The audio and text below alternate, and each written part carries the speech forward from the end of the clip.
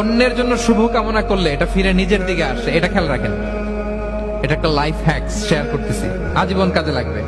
অন্যের জন্য যেটাই ভালো কামনা করবেন এটা ঘুরে আপনার দিকে আসবে। অনেকে বলে হুজুর ওর জন্য দোয়া করে আমার কি লাভ?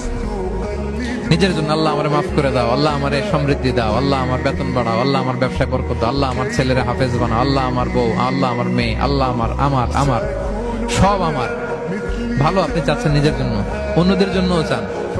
আল্লাহ আমার সব ভাইদেরকে মাফ করো, আল্লাহ আল্লাহ আমার গোটা মুসলিম উম্মাকে তুমি বরকত দাও, কল্যাণ দাও, নেতৃত্বে আসার তৌফিক দাও, আল্লাহ সবাইকে সুস্বাস্থ্য দাও।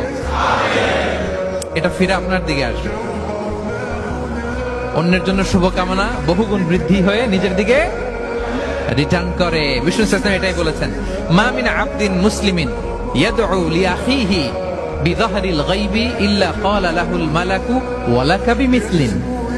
কেউ যদি তার ভাইয়ের অনুপস্থিতি তার ভাইয়ের জন্য দোয়া করে, ফেরেশতারা ওই দোয়াটা তার জন্য আগে আগে করে। তাহলে অন্যের জন্য শুভকামনা করলে, দোয়া করলে লাভ না লস? ধরেন আমি মোশাররফ ভাইয়ের জন্য দোয়া করলাম যে আল্লাহ মোশাররফ ভাইকে তুমি সুস্থ করে দাও, তখন ফেরেশতারা বলে আল্লাহ যিনি দোয়া করতেছে তার যদি কোনো রোগ বালাই থাকে আগে তারে সুস্থ করে দাও।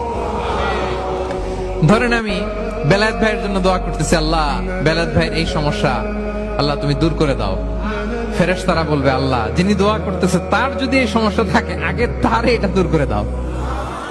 ধরেন আমি দোয়া করলাম আল্লাহ আমার এই ভাই, আল্লাহ সে গরিব, তার অর্থের বড্ড অভাব, দারিদ্রতা, আল্লাহ তুমি আমার ভাইয়ের দারিদ্রতা দূর করো।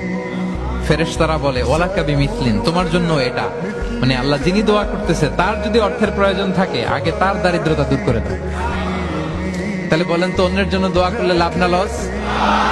অন্যের জন্য ভালো দোয়া করলে এটা নিজের দিকে আসে। কিসের দিকে আসে?